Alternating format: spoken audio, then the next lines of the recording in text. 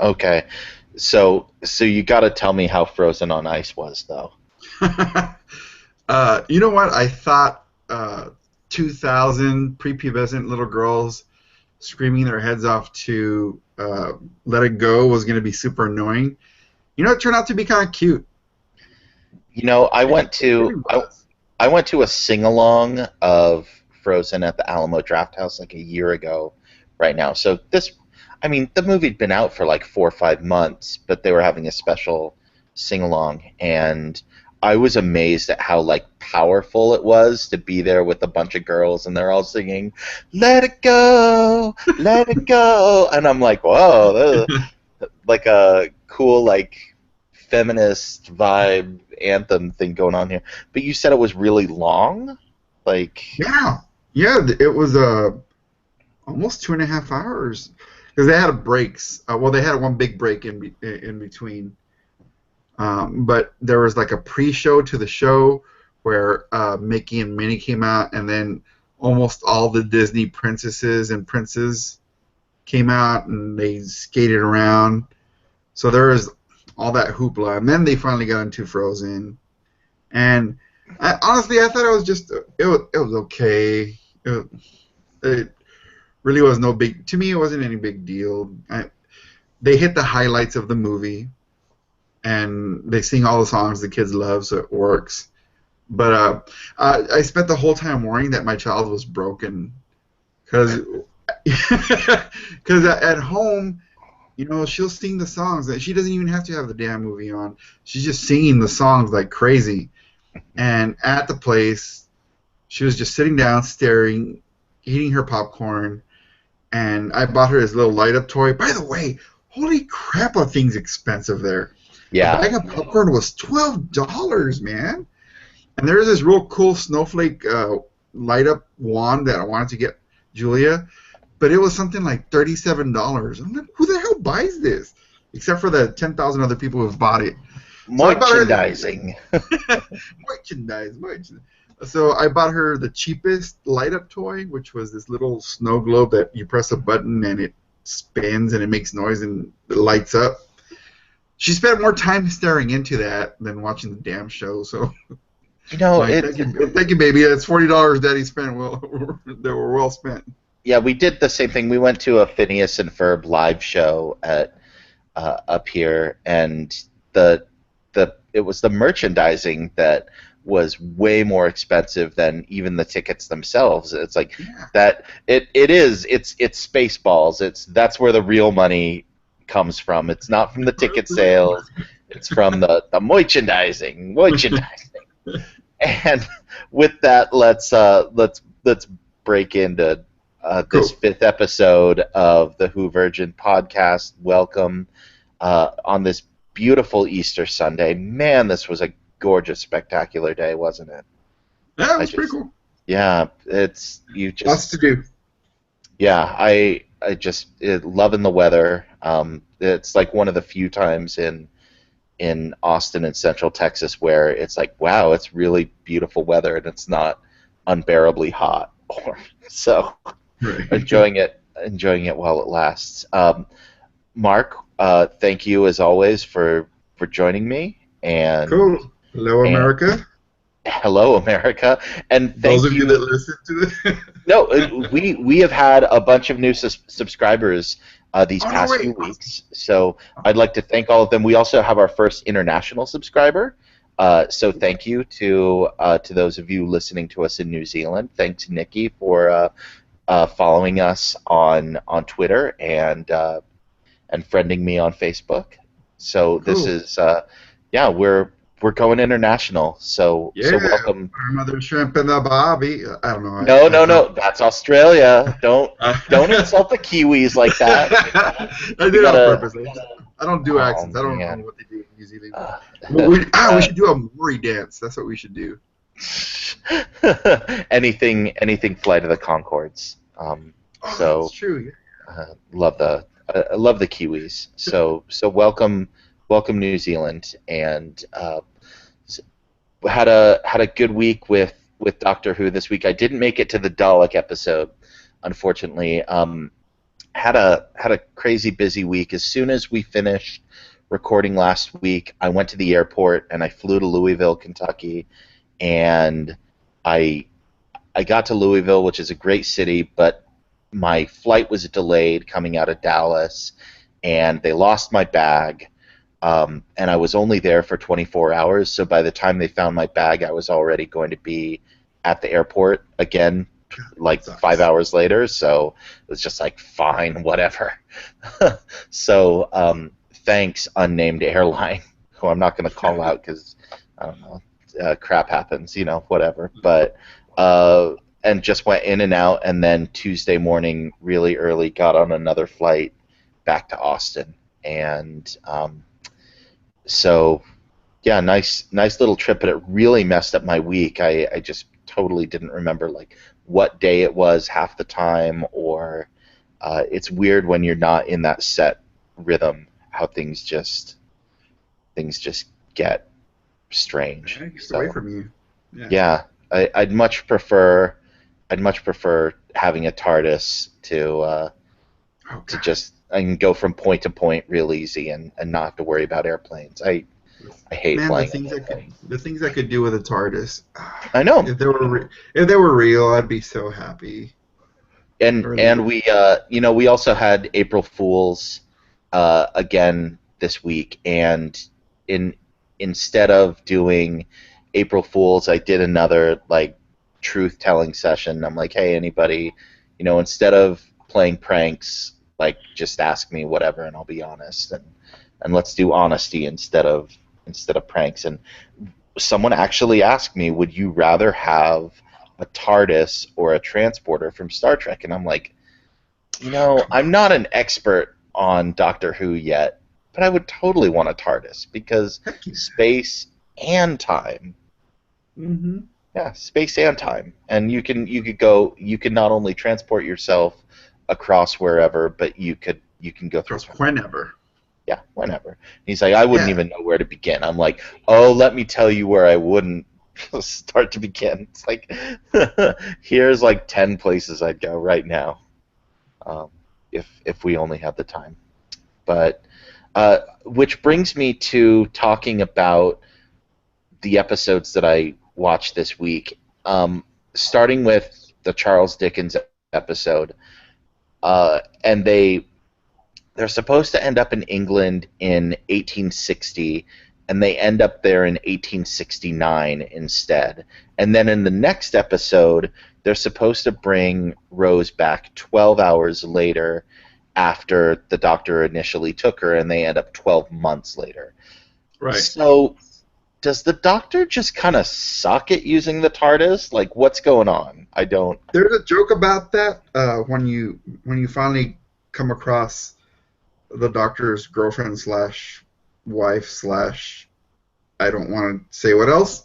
Hmm. Um, there's this joke that she makes about like how you never knew how to fly this thing, but I think there's an understanding that the TARDIS sometimes takes him to where he needs to be, and there Mm. are also times where he'll tell his companion we're going here, knowingly going somewhere else. Um, he's just weird that way, man. That's what the Doctor does. But uh, I like to think that the TARDIS sometimes takes him to where he needs to go. Because as we've discussed before, when he changes the timeline on a previous incident, it changes something else, and he has to take care of that. He Yeah. has to deal with his consequences, and the TARDIS won't let him get away with that. Yeah, so I liked how they kind of closed that loop with Charles Dickens, where they brought him in, and Dickens was this great skeptic, and like a lot of other people of both his time and our time, used their craft and their celebrity to debunk other people who said that they're spiritualists or have some other sort of magical powers. And so it was cool that they brought him in, and he was this great skeptic, and he's like, oh, have I been totally wrong? And now I'm going to write a book about it. And then And then the doctor's like, And then he's no, gonna be dead in a year. he's Sorry. gonna be dead. Oh, and I'm like, oh, well, that's a good way to do it. But it was also great to bring that in. Which, speaking of great skeptics, um, there is there's a new documentary coming out about the amazing Randy, which I don't know if you've heard of this guy, but he's been around um, for several years, and uh, he's been debunking psychics and Oh, magicians and so on and so forth uh, for decades. And he went after Uri Geller back when Uri Geller was a kind of thing. And yeah, there's I don't know why can't I remember what uh, the name of this movie is. Um, I'll remember it, but An Honest Liar. There it is. An Honest Liar, the amazing Randy story, and this should be coming out soon. Oh, it says it's now in theaters, but I think they're so look for that. It's a great little film about a skeptic going around and trying to debunk uh, you know debunk people saying that mysticism and things with actual science and skepticism. So I like that. That was cool. But on to the invasion of the not impressive aliens. Um, I'm gonna I'm gonna be totally honest. mm, If these had been the first episodes of Doctor Who that I'd seen, I don't think I'd watch anything else. you check out. The yeah the Look, I am not opposed to fart humor. I am really not opposed to fart humor. There are funny fart jokes. Farts generally can be funny, and on the scale of like, is it funny to is it not? Farts are more funny than other things. So it just I don't know. It seemed really out of place, and uh, like they were Okay, using it a lot. And I don't know. It fair, just fair criticism.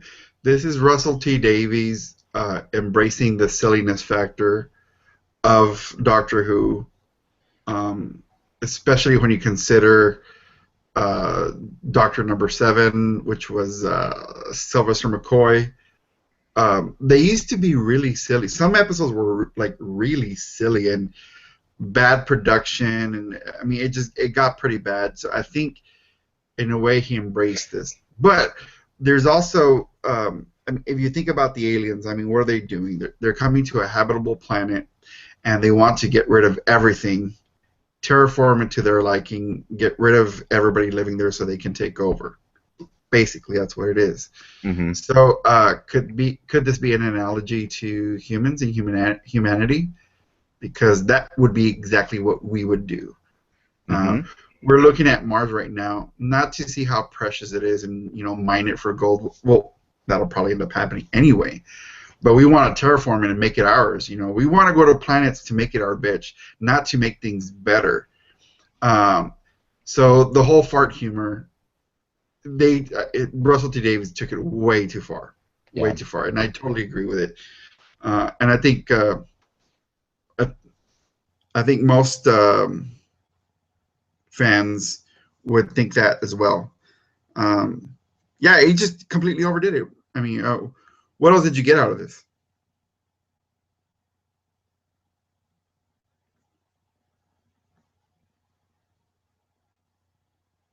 Hello? Oh, I think we got disconnected.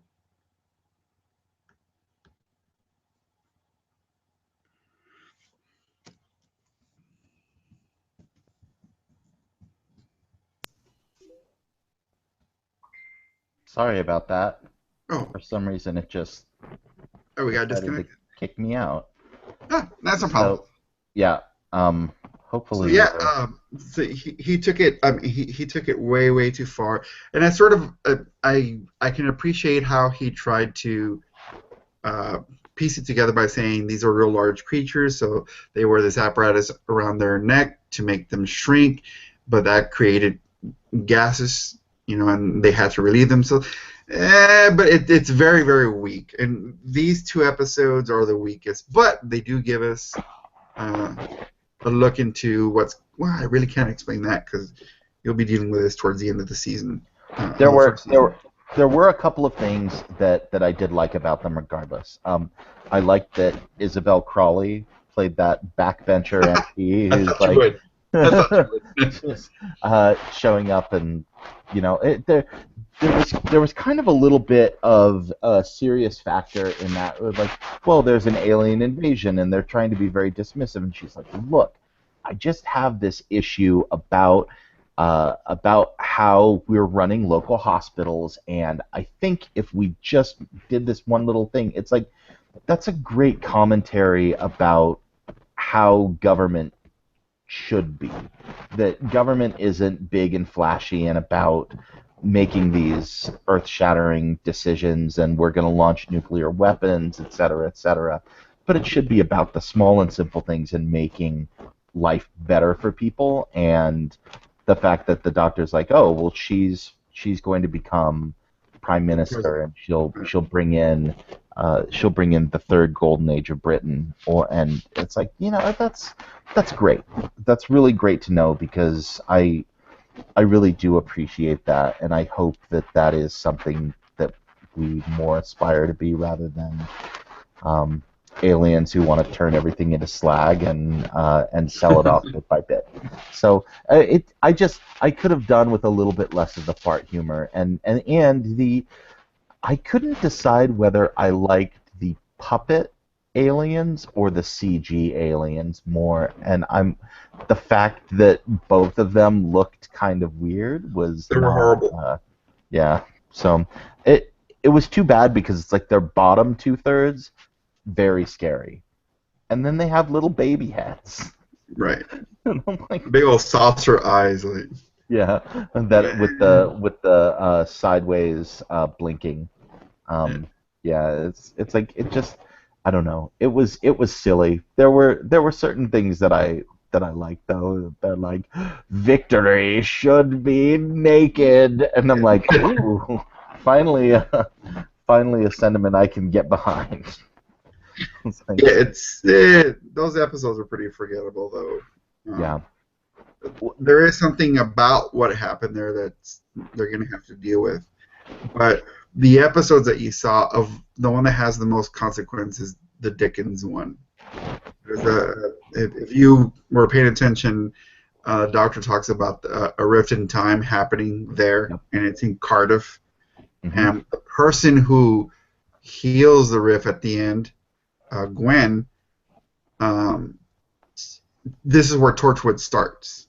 Um, really, she is, well, not her, because obviously she died, but another person just like her with the same name becomes the central person in Torchwood.